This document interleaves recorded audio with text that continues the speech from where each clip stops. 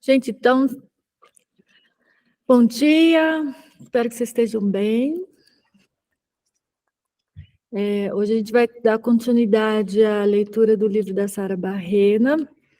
Aí, lembrando que a gente está, então, aqui no item 2, o resultado da ação criativa. E a gente iniciou no encontro passado a discussão sobre abdução, mas nós tivemos que... na verdade, eu não consegui gravar, né, porque houve aquele probleminha com a internet. Então, eu queria só recapitular um pouco do que a gente discutiu. Foi bastante interessante, inclusive, o encontro passado, porque teve muitos diálogos, né? Licença. Ela chega... Tem um horário dela ali nesse muralzinho. É bem aqui, ó, na porta, por favor. Aqui. Não, chegamos já. Beleza, eu vou depois.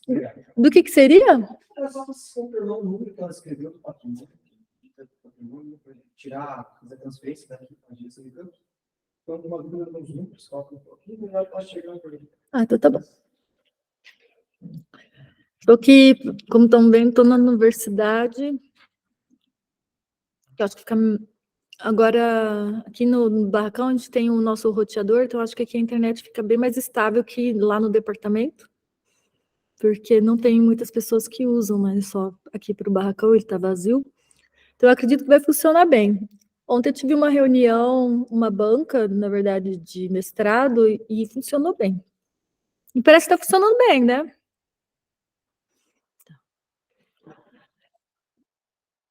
Então, recapitulando, assim, a gente começa agora a falar...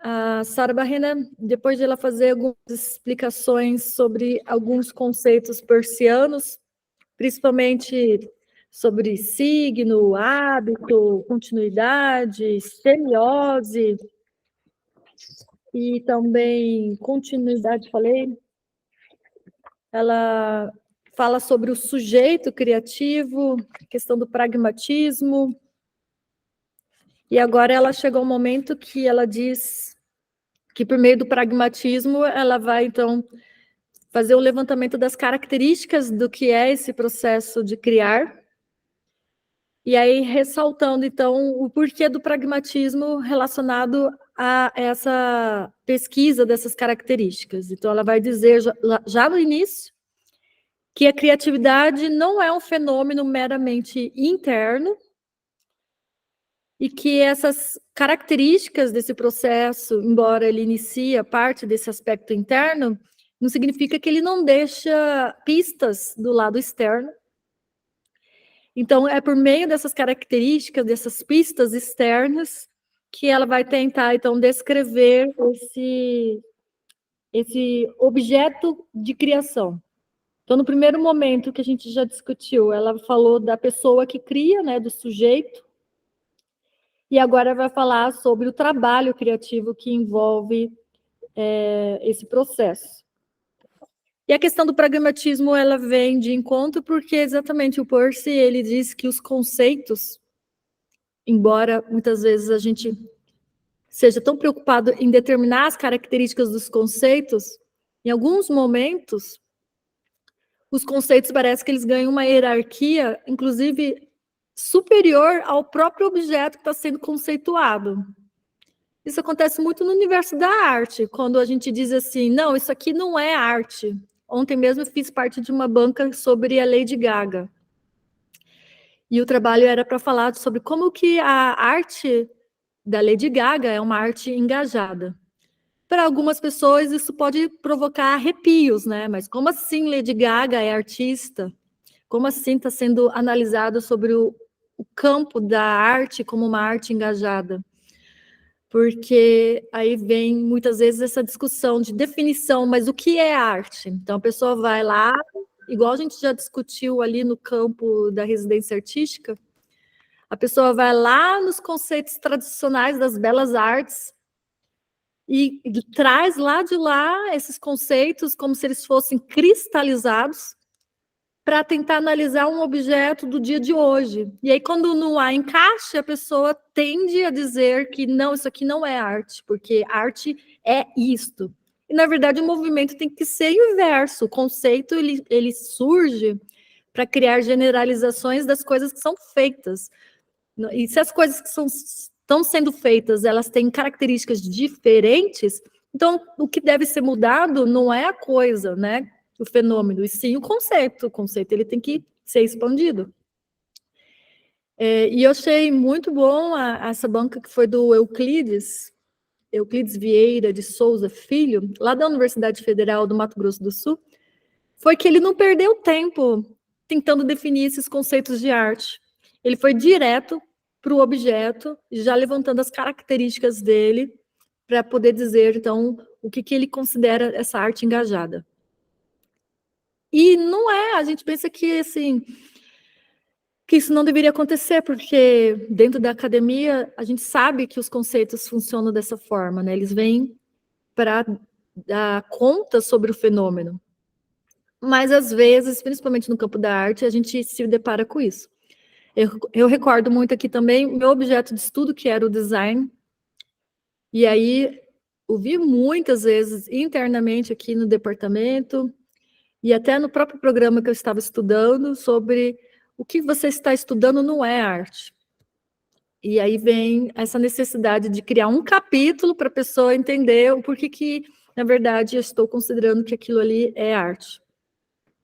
E aí perde-se tempo, energia, só para justificar algo que deveria ser óbvio, né? Que o que vem primeiro é o fenômeno, e o conceito, o que ele faz? Ele caracteriza o que está sendo feito.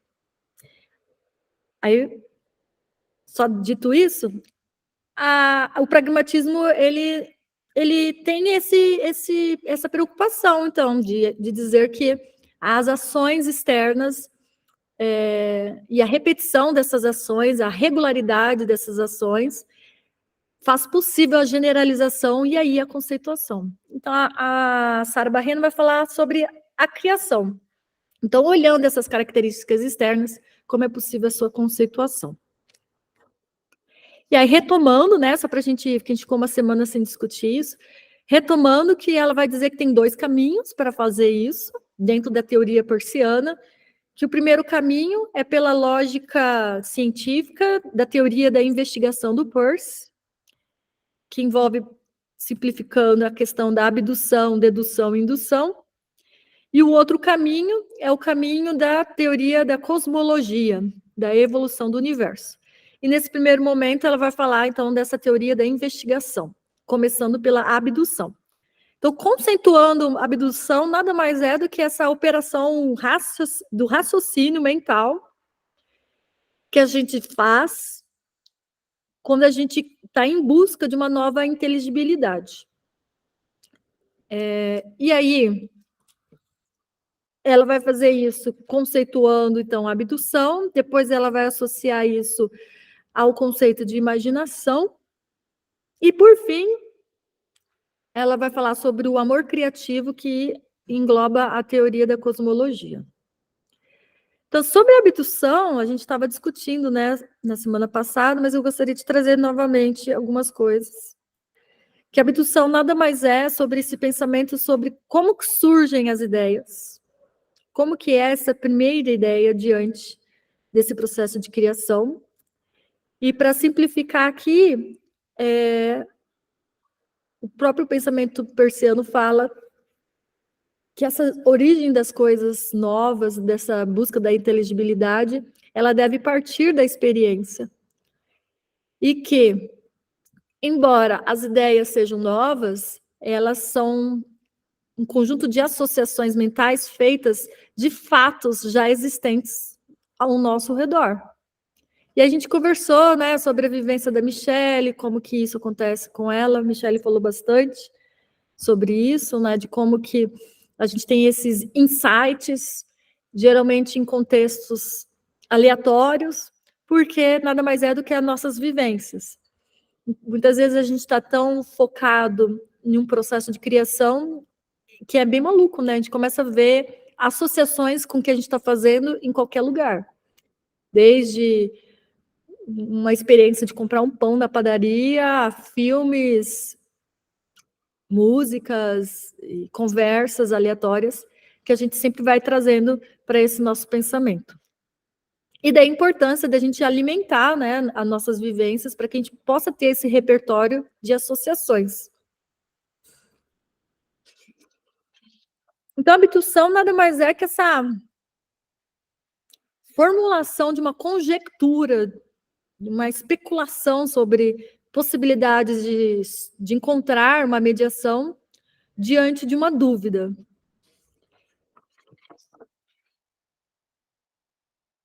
E ela vai citar, dentro desse tipo de pensamento, o conceito que o Peirce chama-se de musement.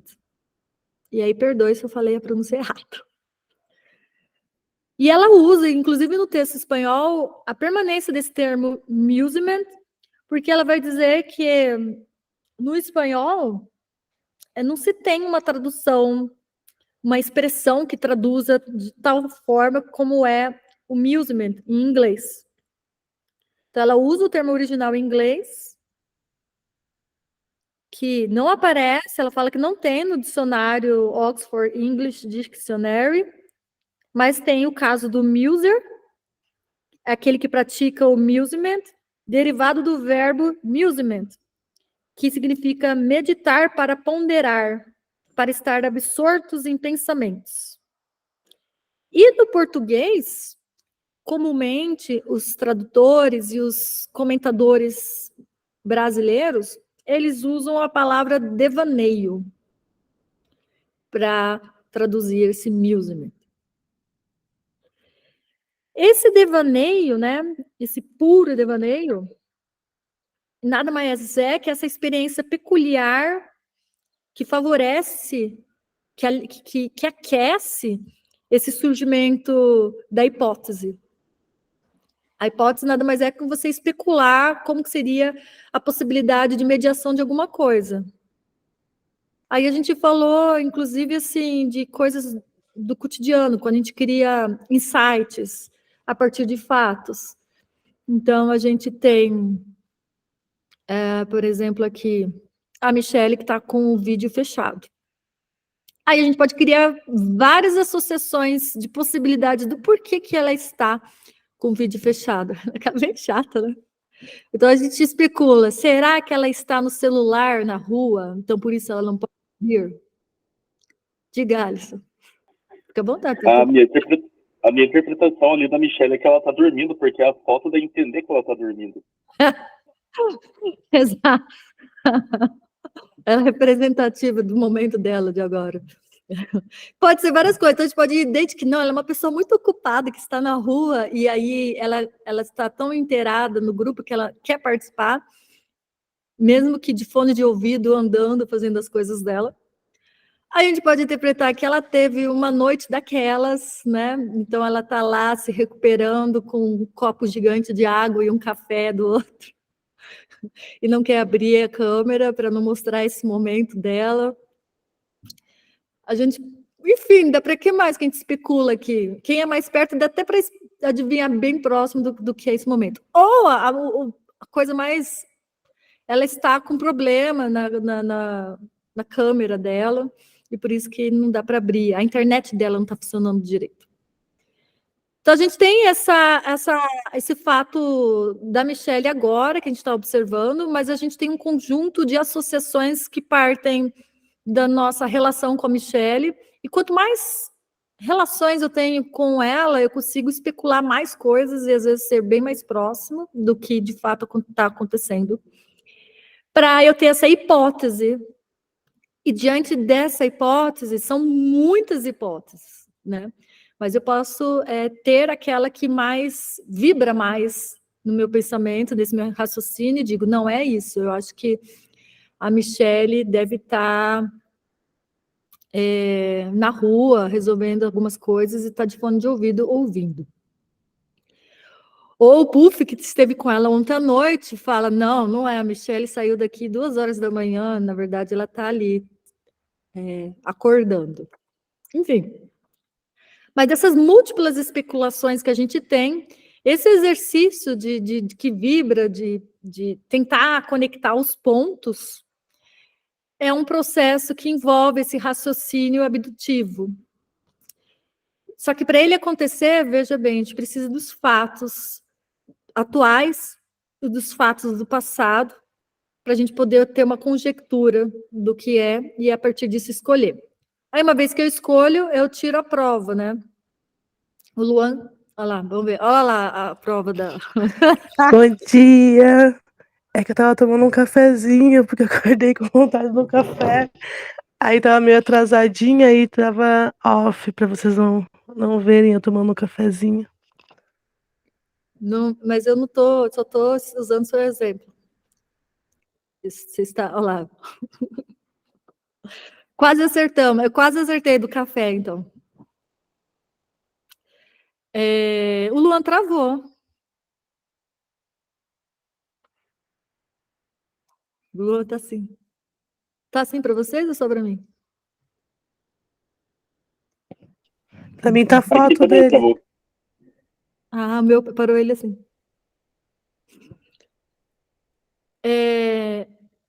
É um exemplo simples, pode não sinta-se à vontade, Michele, só quis te provocar mesmo.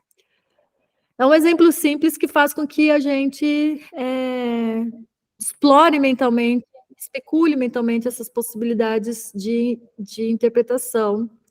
Só que a gente só vai ter a prova se a gente for para a ação, né?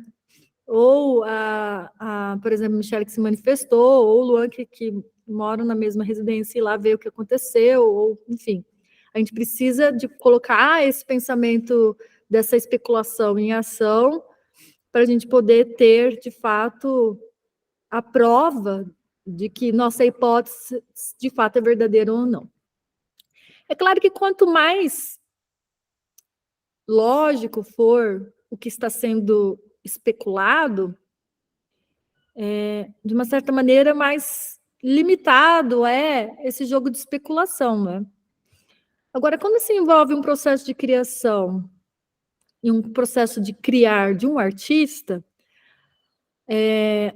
as especulações, me parece que o mundo da possibilidade, ele é muito mais amplo, né? E aí, principalmente em relação à própria... o próprio momento desse processo criativo que o artista se encontra. Por exemplo, se ele está num estágio inicial, se aventurando para um desconhecido, por exemplo, ele não está fazendo a segunda peça de uma série, por exemplo, ele não está no terceiro momento da edição de um vídeo, ele está iniciando o processo. O mundo de especulações é enorme. Porque mesmo quando você já está, por exemplo, no terceiro momento de edição de um vídeo, você já tem coisas a serem seguidas, você tem problemas muito mais palpáveis, e esse processo de pura possibilidade, ele se torna restrito ao que já foi definido antes e aquilo que você já está em mente. Mas quando é um momento de formação de uma ideia, esse mundo abrange infinitas possibilidades. E aqui no texto, adiantando mais para frente, pulando um pouco o texto, a Sara vai colocar esse universo do puro deleite, que é você sentir realmente satisfação, prazer nesse devaneio. E aqui tem até um texto do Peirce que eu vou citar, que ele diz assim que, por não ter regra, por ser um jogo desinteressado da mente, por não ter um propósito sério, a gente tem essa imagem mental que ele descreve, que é desta forma: suba no barco, empurre-o para o lago do pensamento e deixe a brisa do céu impulsionar sua navegação. Com os olhos abertos, desperte para o que está ao seu redor ou dentro de você e converse consigo mesmo. É para isso que serve toda a meditação. No entanto, não é uma conversa apenas com palavras, mas pode ser também ilustrado com diagramas e experimentos. Então, esse amusement, que pode assumir de diferentes formas, ele pode assumir uma forma de contemplação estética ou até de construir castelos distantes. É como contemplar uma maravilha dentro desse universo. Então, veja, bem poético, né? Essas primeiras impressões dos sentidos. E diz mais, que é preciso investigar na solidão científica do coração.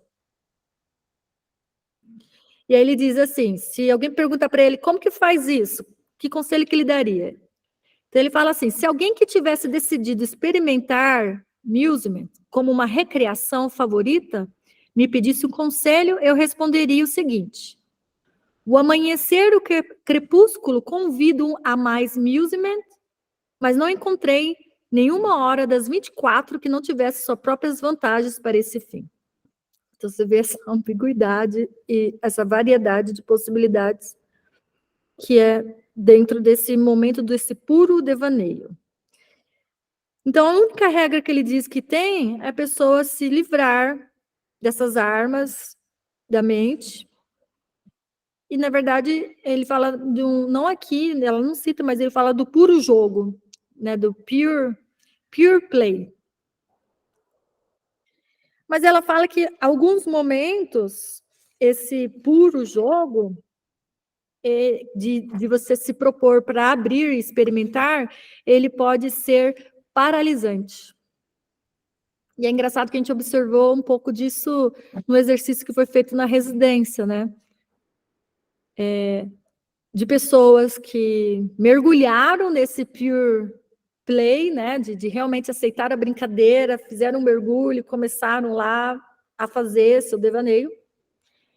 E de outras pessoas que, de alguma maneira, paralisaram, né? Que demoraram um pouco mais, que foram uma ação um pouco mais controlada. E aí ela vai falar sobre essa questão de como que funciona esse autocontrole. Porque ele não pode ser um autocontrole muito ativo, porque se você pensar demais, não vai ser um devaneio, né? Se você raciocinar, você não está lá no puro jogo, você está sistematizando, já virou um esquema. Embora o esquema, ele é a consequência desse devaneio, ele não pode ser o princípio. Então, a discussão que ela traz aqui, lá na página, inicia na página 84, é como que é esse abrir para experimentar, enraizado na experiência, só que numa ausência de um controle ativo, para que seja possível essa livre associação. E aí ela vai dar exemplos, né, do Einstein, que chegou à teoria da relatividade a partir de uma descrição que ele diz que estava sonhando acordado. Vai falar sobre esses jogos de associações imaginativas. E vai chegar nesse controle passivo. E diz que esse controle passivo implica num tipo de reflexão que torna possível a abdução. Então, para haver a criatividade, é preciso brincar com as ideias. Mas, por outro lado, a experiência do amusement também é um pouco semelhante aos sonhos, nos quais o conteúdo geralmente é retirado da experiência. Então, como que se faz um autocontrole de que tem que se mergulhar nesse lago, suspender a vigilância do pensamento e, ao mesmo tempo, associar, né? É uma coisa assim, como faz isso, né? Você tem que estar aberto a associações, mas você não controla associações. E aí ela vai comparar, que o Peirce também compara, não apenas com sonhos que a gente dorme, mas com o processo de meditação.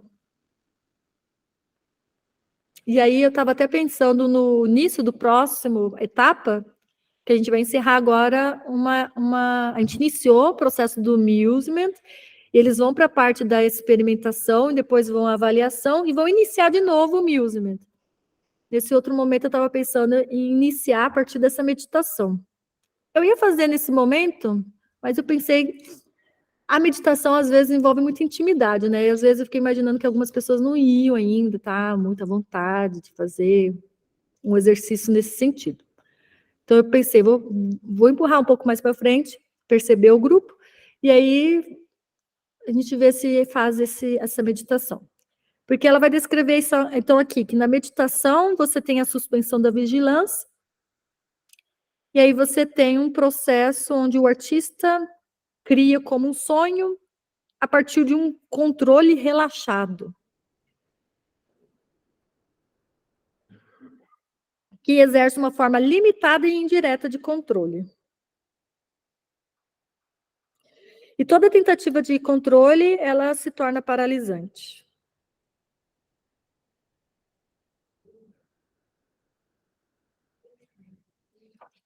E aqui fica um pouco, não que ela repete, mas ela diz com outras palavras isso, né, da questão do sonho. E aí uma coisa que eu queria forçar é isso. Essa medida, né? Porque ela vai falar assim que a criatividade, como a brincadeira, quase nunca ocorre quando a pessoa está ansiosa ou extremamente focada em atingir um objetivo. Então, às vezes, o excesso de dados e a falta de respostas pode ser opressora e paralisante. E nesses momentos pode ser necessário deixar a mente mais livre, longe dos dados, em busca de outros elementos que expliquem a razão dos fenômenos.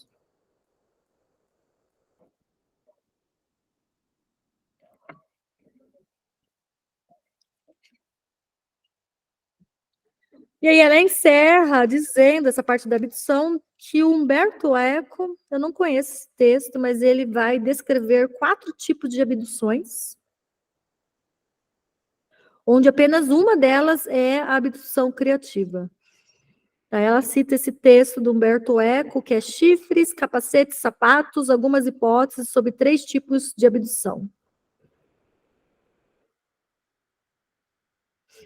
Eu notei aqui para ver esse texto, que seria interessante ver como ele explora mais a fundo, né?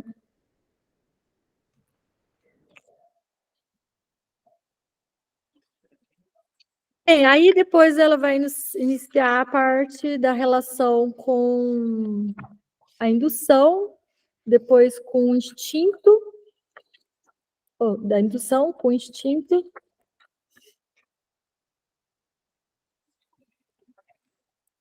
para depois chegar lá na imaginação. Mas eu acho que para agora a gente poderia parar aqui, né? E trazer como discussão isso, né? Essa linha tênue, se é que existe uma linha entre puro jogo, que tem que ter fatos, tem que partir da experiência, e ao mesmo tempo como que isso também pode ser um elemento, como ela fala, paralisante. Aí eu queria ouvir de vocês sobre essa parte do texto, o que vocês acharam, daí agora a gente pode começar essa parte mesmo do diálogo.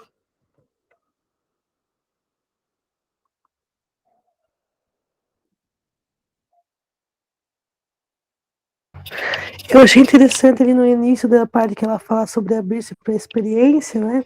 Que ela está falando sobre a abdução dá papel à experiência a partir de estar aberta ao exterior.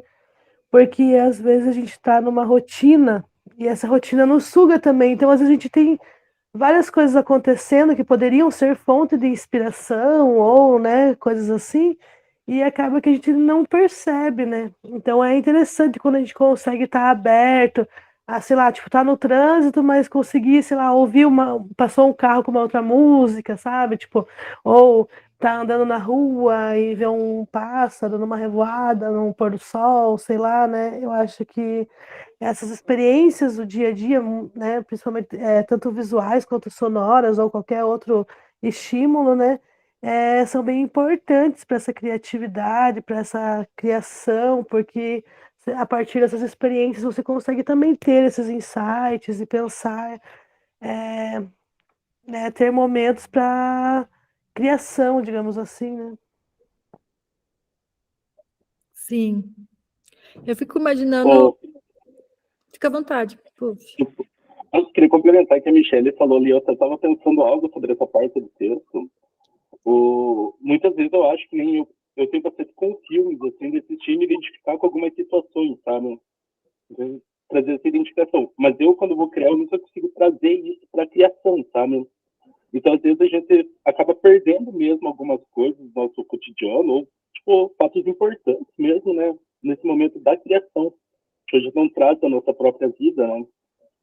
E depois que treina a obra dos outros e fica nessa, nossa, me identifiquei. Eu achei engraçado. E daí que a Michelle falou do trânsito, né? Na semana passada eu não tinha caído na internet, mas os meus maiores momentos de insight são no trânsito. Tipo, ouvindo música no trânsito e observando e andando. Tipo, normalmente quando vem as ideias.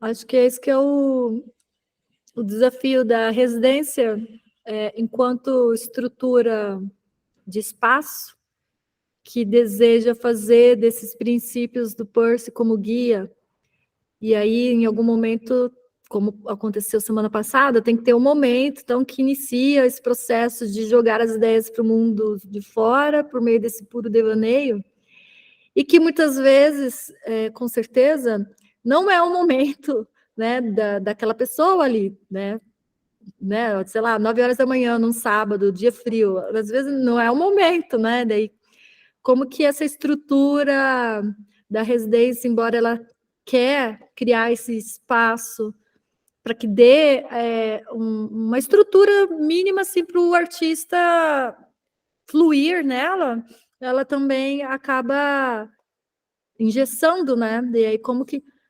didaticamente, agora, pensando a Michelle, que é uma arte educadora, por exemplo, como que seria planejar esse tipo de puro devaneio enquanto atividade que não limitasse a exclusão dessas experiências externas? Porque isso pode acontecer, inclusive, no meio do caminho. Às vezes a pessoa vai iniciar ali o processo da experimentação, mas ainda ela não sentiu o feeling, né, do friozinho na barriga, do insight.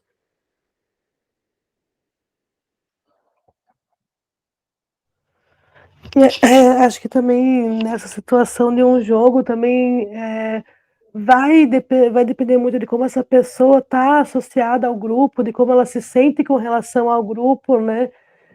Principalmente mesmo na sala de aula, ou como na residência, que são todos adultos, mas também na adolescência. Então, você vai ter uma ideia, mas essa ideia vai ser um motivo de você ser zoado, ou das pessoas te julgarem, ou coisa do gênero. Então, são exercícios interessantes, mas também eu acho que no grupo tem uma dificuldade maior das pessoas conseguirem relacionar essas questões do que no individual ou num grupo do qual você realmente se sinta pertencente, né? Que você tenha como uma certa intimidade, né? Ao menos não tenha vergonha de ser quem você é ou de expressar o que você pensa, porque às vezes se você chega num grupo onde você já tem essa limitação da vergonha, você já não vai com. Eu acho que isso já vai ser um bloqueador dessa formação de ideias, né? O insight, ele não. A pessoa vai. Pode até vir na cabeça dela um insight, mas talvez também o que ela passe para o externo seja algo mais.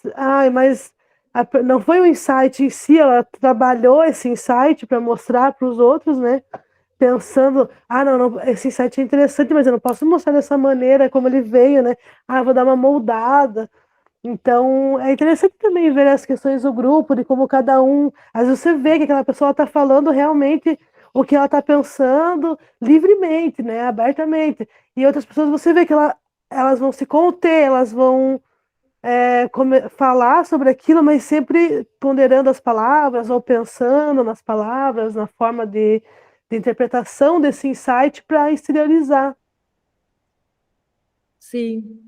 E acaba que isso não permite de fato, puro jogo, né? Porque uma vez que você já está impondo um raciocínio de como melhorar, vamos dizer isso, seu pensamento para que ele seja exposto para um grupo, isso já está realmente interrompendo o devaneio. Eu lembro que na primeira edição eu pedi para as pessoas gravarem com elas mesmas em casa esse puro devaneio, e aí depois, na hora, fazer só a síntese. Mas eu percebi que, porque ninguém me mostrou esse áudio, eu percebi que ninguém fez, sei lá, se fizeram ou se não. Você fez, Michele? Eu lembro de ter feito áudio, Então, às mas eu vezes, lembro que eu não participei nesse dia que foi passado, aí foi. Mas aí, como foi como uma atividade para casa, vamos dizer assim, eu aham. acabei fazendo, talvez, não lembro se posteriormente, uma semana depois, algo assim. Eu lembro que eu não fiz na data certinho, mas eu lembro de ter feito, que foi bem difícil, inclusive, pensar em como deixar fluir isso, né? Tipo, Analisar, né? Difícil. é, Eu lembro que eu também fiz, e até não passei de novo, porque eu lembro assim, que eu pensando sobre fazer, estava mais fluido, e quando eu apertei gravar, aí não consegui fazer. Acho que talvez tivesse que fazer assim por 10 minutos, e aí os últimos 3, talvez, ou no meio disso, começasse a fluir, aí depois. Porque o início em si parece que ele vai. E chega uma hora assim que cansa, né? Não tem mais o que falar também. e aí parece que você já tem que quando você começa o play, é como se você já, nossa, eu já tem que começar agora com a minha ideia concreta, né? Eu já tenho que você não, às vezes fica com vergonha de dar uma devaneada no áudio até chegar onde você quer chegar, né? Ou coisa assim. Então, o áudio é engraçado, porque, ou mesmo a câmera, né? Quando você tem que fazer um vídeo, né? Você se gravar assim, aí você fica, ai, mas a minha voz, ai, mas a entonação, ai, mas aqui eu dei uma tossidinha, ah, mas, né, tipo, são, são várias questões. E vocês teriam alguma sugestão, assim, de como poderia ser estimulado esse jogo do puro devaneio enquanto proposta metodológica mesmo, assim, né? Assim, será que existe como sistematizar isso em forma de jogo? Então, talvez eu acho que esse primeiro passo é isso, né? Ele tem que ser individual. Talvez envolver um ambiente com muitas pessoas, ou com muita escuta, com muita avaliação, não permite fazer isso.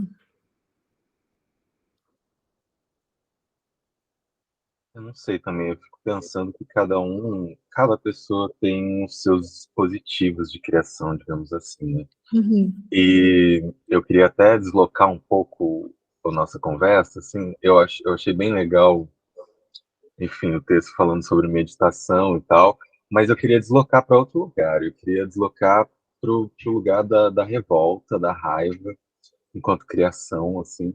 Eu acho que também, assim, tem essas duas coisas, né? Recentemente eu passei por uma situação que me deixou bastante inquieto e revoltado, e eu não escrevia sobre esse assunto havia muito tempo, assim, sabe?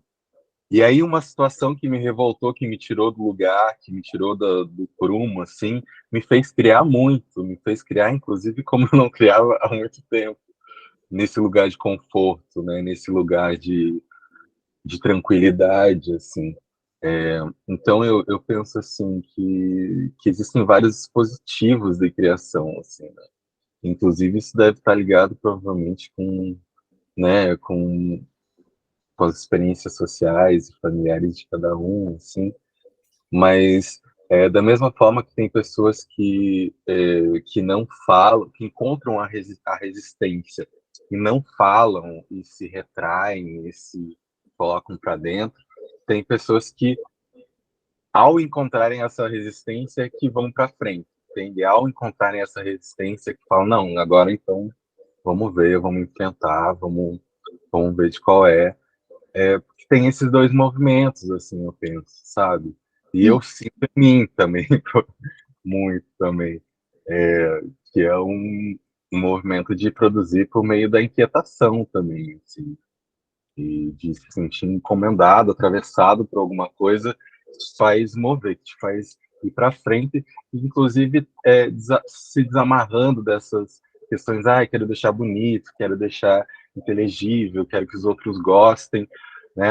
Às vezes é só um grito, né? Às vezes é só um manifesto, assim, que é o que vai conduzir o que virá depois, sabe?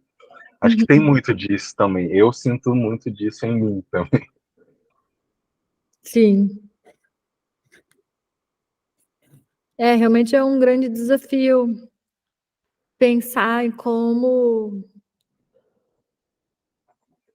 tornar esse diverso de jeitos, de formas, de pessoas, de tudo, né? Essa diversidade.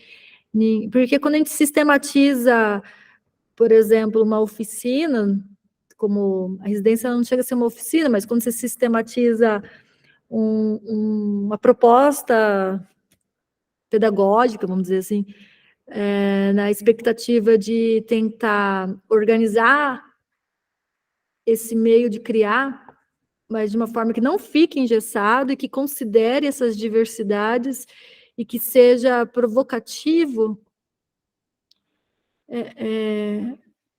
talvez é um pensar que tem que ter talvez mais experiências para serem observadas, e que se a gente partir simplesmente da própria definição do Peirce, é muito, muito raso ainda, né, para tentar encontrar um caminho, embora seja um bom ponto de partida.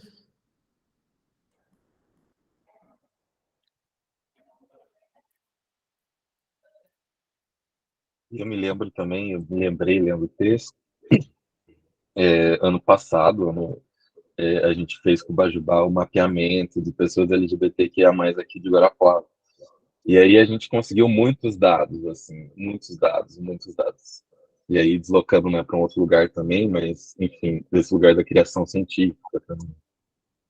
E aí eu estava fazendo essa sistematização dos dados, só que chegou um momento que eu estava tão ilhado nesses dados que eu já não conseguia ver o que eles significavam, né? Porque eles eram só números ali e eu não conseguia ver realmente o horizonte, o que significava aquilo. Eu sistematizei tudo, fiz relações entre tudo, mas não conseguia fazer essa relação geralzona. Assim, eu precisei ter um tempo me distanciar um pouco daquilo, e eu sempre faço um pouco esse movimento também. Até com edição eu faço bastante isso. Quer dizer, eu faço num movimento meio compulsivo, aí chega um momento que aquilo, sei lá, fica, não consigo mais caminhar a partir dali, eu tenho que dar um tempo, e depois eu volto, olho para a coisa com outros olhos, parece que eu preciso conhecer outras coisas, preciso ver outras coisas. O mapeamento foi um pouco disso também, né? E deslocar o lugar também de só olhar para dado e daí fui olhar para as respostas das pessoas que eram qualitativas, né? Mesmo não quantitativas assim. E às vezes estava numa palavra a questão que eu precisava encontrar, não estava nos vários dados que a gente tinha. Sim. Parece que a necessidade do mergulho, depois que você, como diz nas palavras do Peirce, depois que você mergulhou, se afundou, se sujou, tudo fica... Eu acho que você se integra tanto aquilo que você está fazendo que você não mais vê, né? É igual quando a gente... O próprio modo como a gente não se vê muitas vezes, porque a gente está se torna uma coisa só. E aí, quando você faz essa interrupção e esse tempo, quando você vai olhar de novo, você já vê aquilo separado de você. E aí você dá um sentido que no momento que você estava um só, você não estava conseguindo ter, né, esse discernimento. E geralmente, eu não sei você, mas geralmente termina com uma sensação de frustração, né? Porque você não consegue... É como se você estivesse, na verdade, num beco, né? E, na verdade, é simplesmente um momento de afastar mesmo.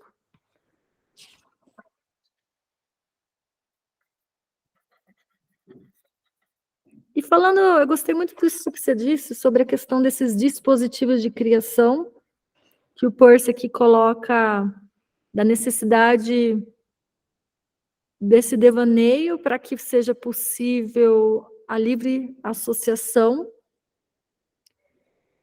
E aí, citando a meditação como isso, aí você diz esse outro dispositivo da raiva, né, como um mecanismo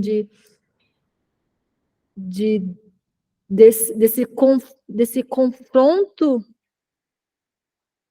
fazer com que somente borbulhe para procurar essas associações, para mediar esse confronto, e acaba sendo um potencial para essas semioses, né? Porque, na verdade, mais nada essas associações do que semioses ali, borbulhando.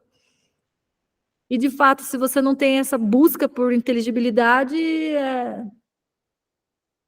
é igual quando...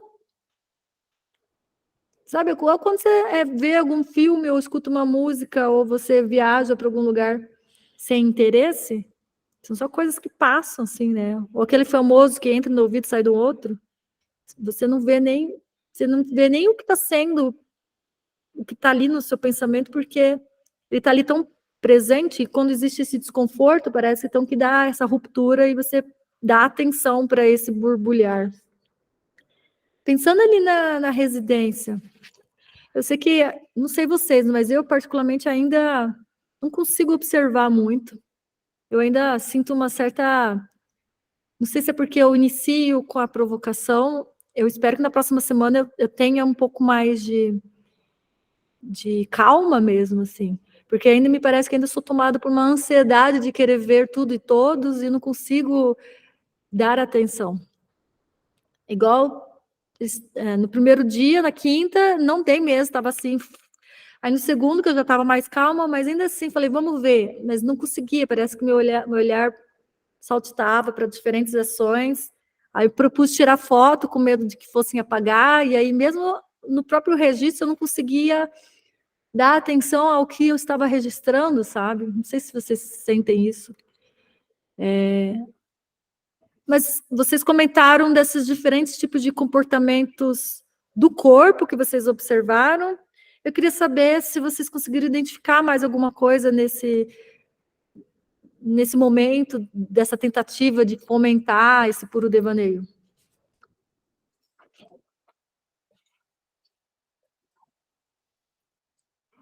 Eu acho que até fazendo um link com o que eu falei, assim, é engraçado, que tem pessoas que a gente a câmera é uma coisa muito ímpar, assim, né?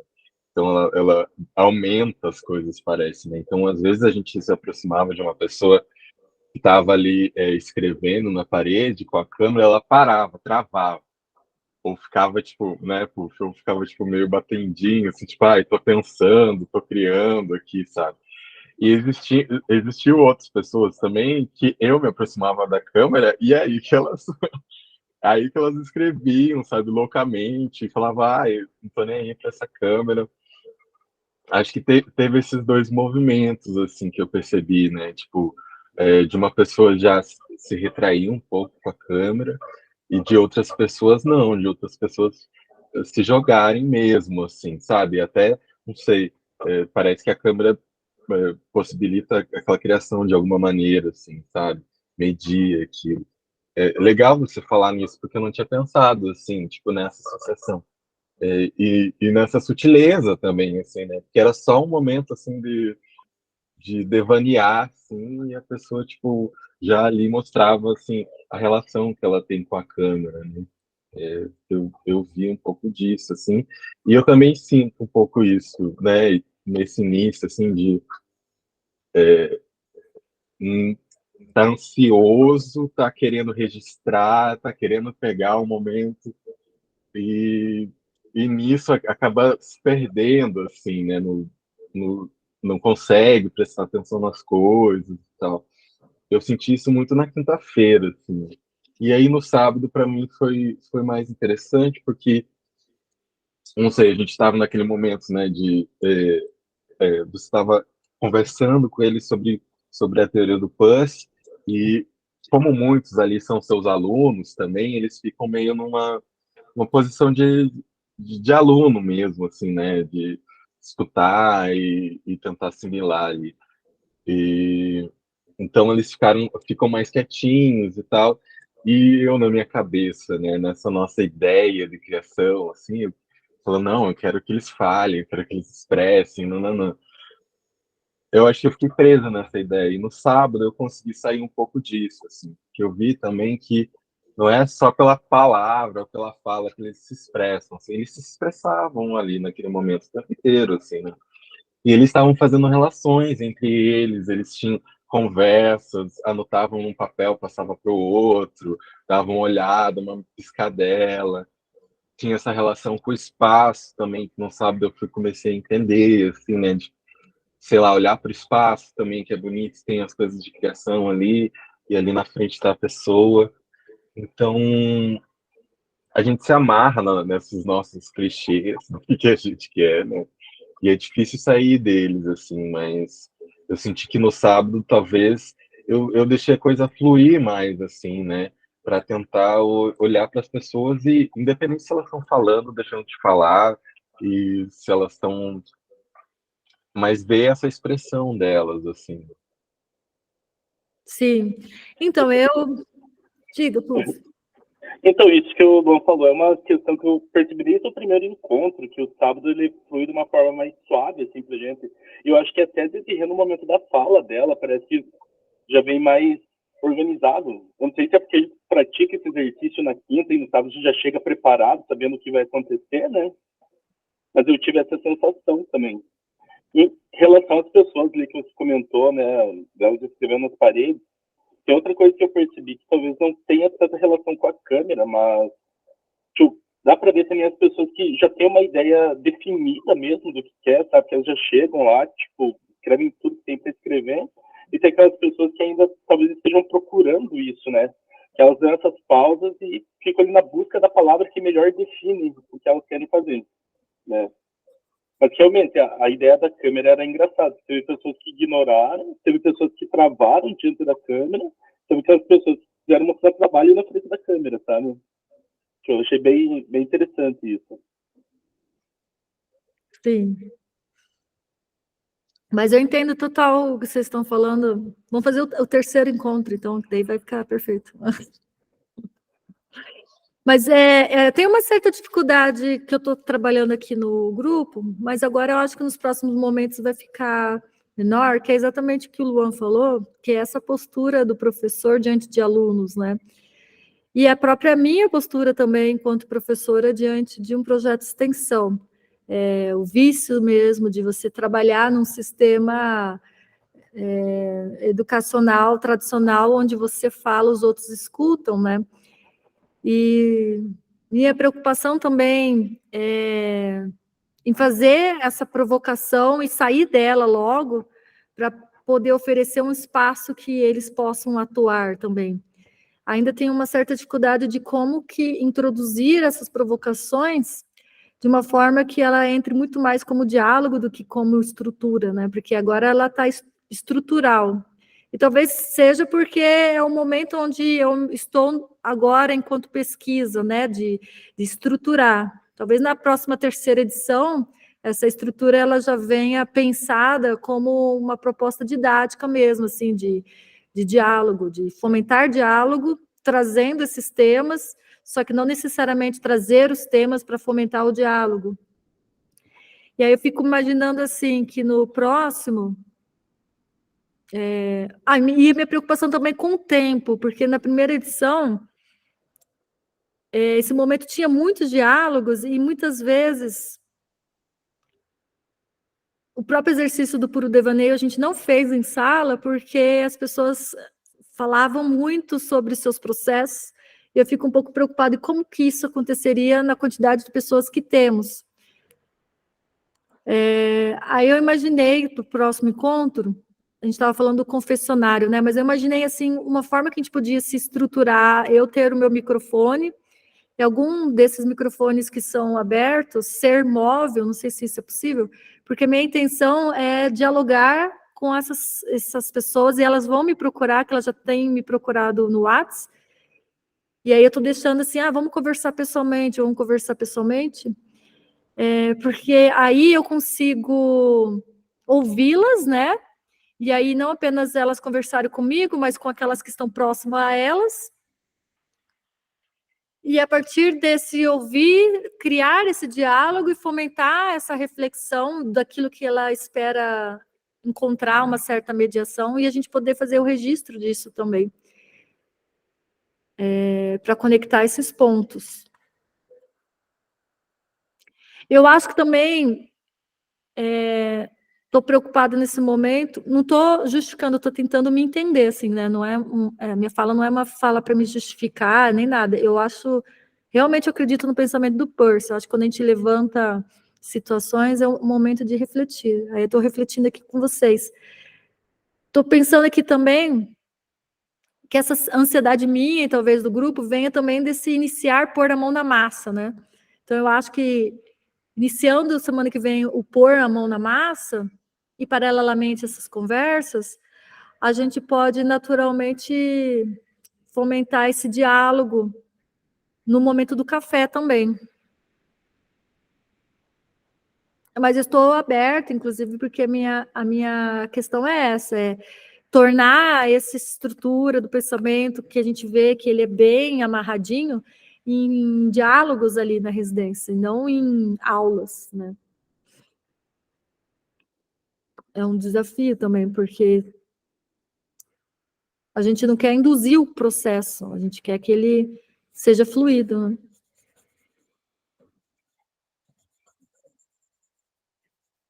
Mas eu já percebi também alguma relação de amor das pessoas com o que elas estão fazendo.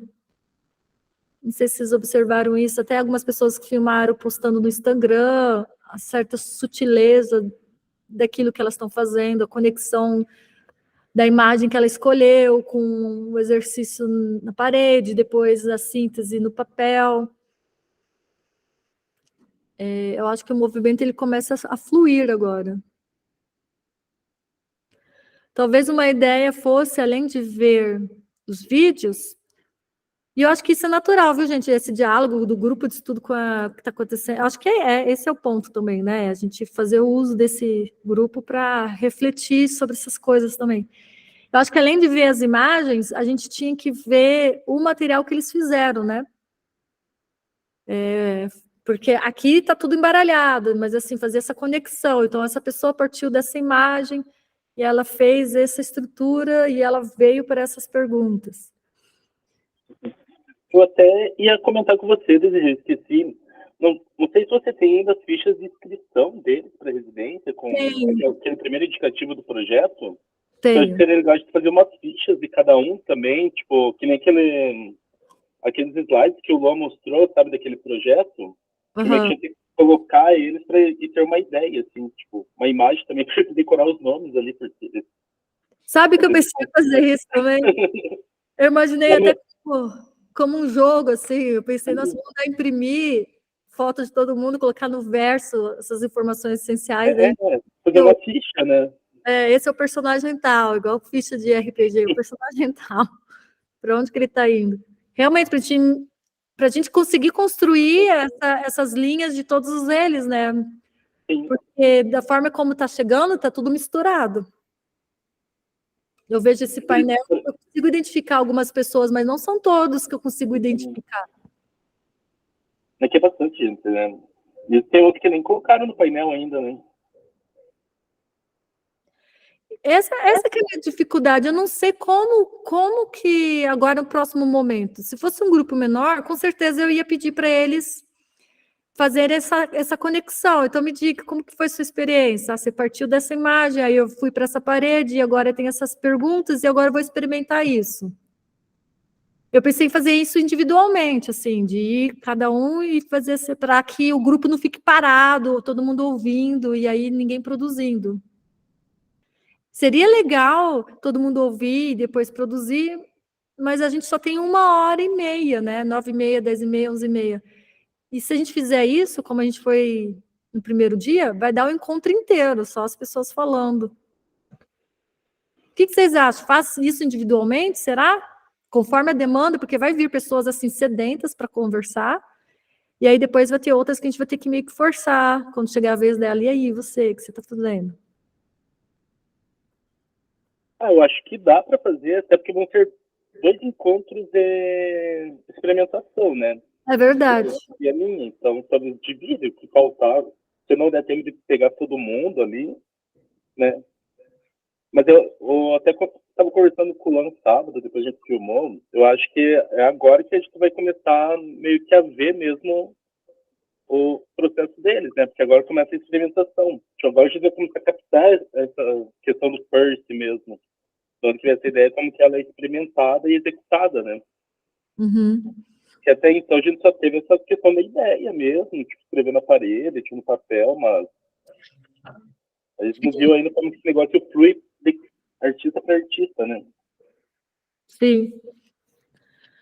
Então, eu acho que eu vou fazer isso. A gente monta uma estrutura que eu consiga ir dialogando com essas pessoas, e aí eu vou perguntando, elas vão falando, a gente tem esse registro, e que não vai ser um confessionário, mas vai ser talvez, até, se a gente conseguir de uma forma que ela não se sinta coagida pela câmera, mas que seja realmente um diálogo comigo, e aí tentar fazer isso com todos nesses 2 dias. A partir disso, possivelmente vai surgir para nós dúvidas, e essas dúvidas eu imaginei também, ao invés de surgir como confessionário, que eu acho que tem que existir, mas não somente, a gente pode fomentar esse conjunto de perguntas para lançar no café. E aí, no café, a partir dessas perguntas, a gente fomenta todo mundo dialogando. Porque daí não vai ser, era uma vez, vim daqui, fui para lá e agora estou aqui. Aí o outro, era uma vez, vim daqui, vim para lá, mas daí já é uma coisa assim meio mediada, assim. E aí, ele gera ideia de troca também, né? E a pessoa vai dialogando, de conforme vai falando, talvez o outro relembre algo do processo e resolva comentar. Acho que daí fica mais dinâmico também, né? Isso. Eu imaginei fazer, não sei se vocês lembram, igual eu fiz aí no Iracema Trinco, de levantar perguntas, algumas gerais e outras específicas, mas mesmo sendo específicas para alguém, o outro também consegue falar, e aí a gente vai construindo um diálogo entre eles, desse momento. E eu acho, por mais que você falou que vai um tempo para todo mundo conseguir falar, eu acho que isso também é interessante, porque também acaba auxiliando, às vezes, quem está perdido no processo. Às vezes a pessoa pensa assim, ai, mas talvez a minha ideia tenha sido fraca, sei lá. Aí vem a ideia do outro e fala, não, mas então talvez eu não, sabe? Eu acho que acaba deixando as pessoas mais à vontade também, porque aí a gente vai criando vínculos de fala, né? Então, quanto mais espaço de fala eles têm no grupo, eu acho que mais vínculos nós conseguimos criar entre nós, entre eles, entre todos. Porque aí, tipo, quanto menos diálogo a gente tiver de troca de fala, mais vergonha eles vão ter de falar, eu acho, né? E quanto mais oportunidade de fala eles tiverem, eu acho que mais, mesmo quem tem mais dificuldade em falar no público, vai chegar um momento que ele vai estar mais à vontade, né? Porque aos poucos ele, no primeiro quis saber o que falou, depois ele falou mais induzido, aí num terceiro momento, assim, ele já vai estar um pouco mais solto, porque ele vai ver que não, né? Tá todo mundo ali falando ideias, todo mundo se expondo, então, porque é um grupo grande, né? Então, como a gente falou já, né? Cada um sente de uma maneira, pensa de uma maneira, então é muito difícil a gente conseguir fazer algo que, todo mundo vai se sentir contemplado nesse momento, né? Então, às vezes, eu acho que sempre é interessante essas discussões. Você acha que já no próximo encontro, antes da experimentação, a gente já faz uma rodada? Ou pelo menos uma rodada voluntária, tipo, pessoas que queiram falar? Eu acho, talvez possa ser interessante, que aí, por exemplo, pode partir daí o início da conversação sobre as experimentações, né? Porque aí, por exemplo, porque talvez começar um por um seja um pouco mais limitante. Quem sabe você mediar dessa maneira, quem pode começar a falar aqui, ou tipo, você pega o que está escrito ali, achei legal isso aqui que está escrito aqui na parede. Quem que né, fulano, sabe? Tipo, talvez também dê uma condução para quem tiver com mais vergonha, no caso, né? Não para o geral, né? Mas para quem tenha mais dificuldade em socializar, porque acredito também que a gente trabalha na residência temas muito íntimos nós, como ela falou sobre raiva, sobre outros sentimentos. Eu mesma não trabalho na criação de sentimentos de felicidade, de alegria, então geralmente tem coisa muito íntima, tem coisa que são às vezes traumas ou coisas que mexem com as pessoas, né? Então, poder falar sobre isso também abertamente, às vezes também pode ser algo que a pessoa queira um pouco mais de confiança, né, no grupo para poder estar dialogando sobre isso. Então, deixa eu ver se eu entendi, então, porque então é uma proposta diferente. Para encerrar, talvez, não encerrar, mas iniciar a experimentação, talvez realmente seja importante ver as outras pessoas, até para dar segurança, né? Se é que eu estou fazendo certo, se é que existe certo, mas às vezes a pessoa fica esperando essa segurança. Iniciar, então, essa roda de conversa no próximo encontro. A partir, talvez, só de uma conexão, no sentido de conectar o que a gente fez com o que a gente vai fazer. E aí deixar voluntários, acho que talvez voluntários, né, de quem queira comentar. E aí a gente, para não ficar de repente muito longo, a gente pode dizer que vai dividir em 2 grupos. Um grupo vai falar no primeiro encontro e o outro grupo vai falar no segundo encontro. Daí não fica muitas pessoas falando e aí tem esse diálogo que realmente eu sinto que é necessário esse diálogo. Ainda não teve, né, um diálogo assim à vontade no grupo.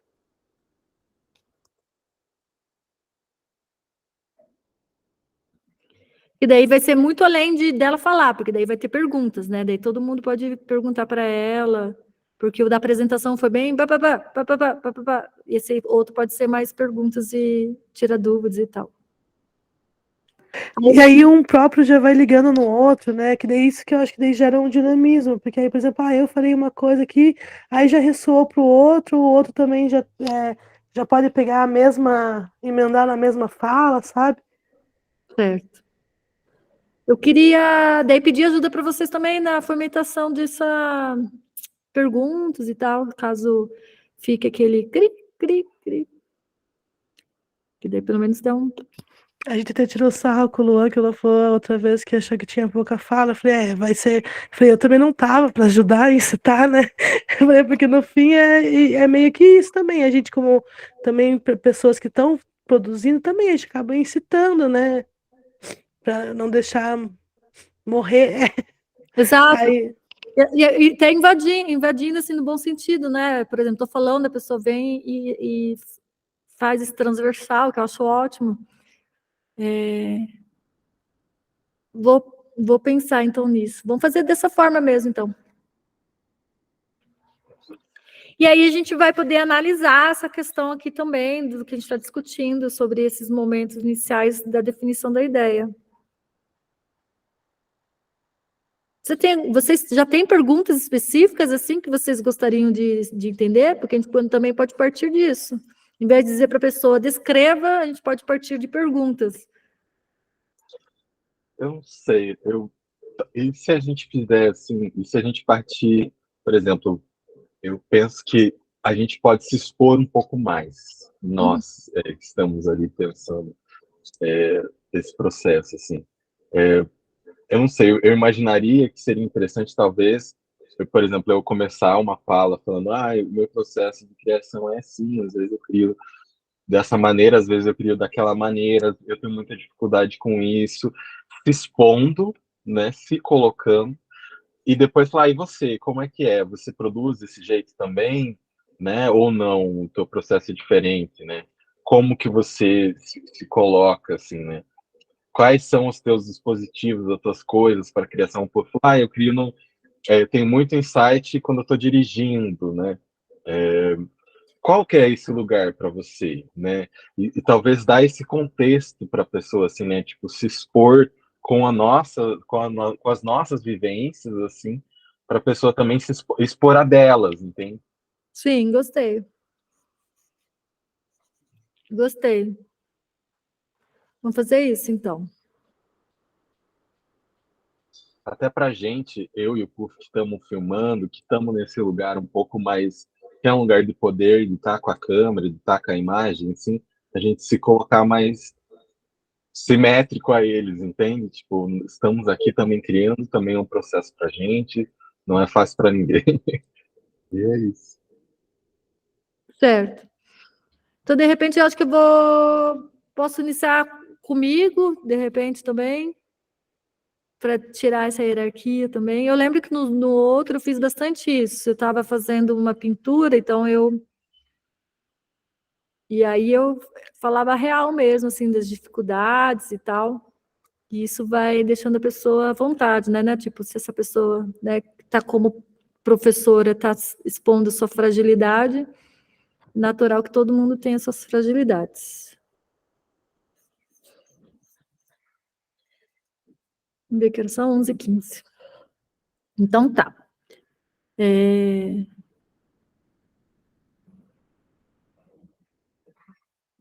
Acho que é isso que dava para refletir, né? Nesse próximo encontro, então, das leituras, vocês têm algo a mais acrescentar da leitura? A gente vai começar a parte da indução, que é bem bacana, porque a gente já vai, talvez, avançando junto com o processo. Mas vamos ver se no próximo a gente adianta mais. Mas também não tem como forçar, né? E quanto mais rápido a gente for, mais rápido vai acabar. Então, ó, já daqui a pouco já tá no final do livro. É. Tá. Não, eu digo que, né, de maneira que eu não quero que acabe logo, não que eu quero ir rápido para acabar, né? Entendi. Não que eu quero que acabe. Quero que, né, que a gente consiga ter sempre coisas para discutir.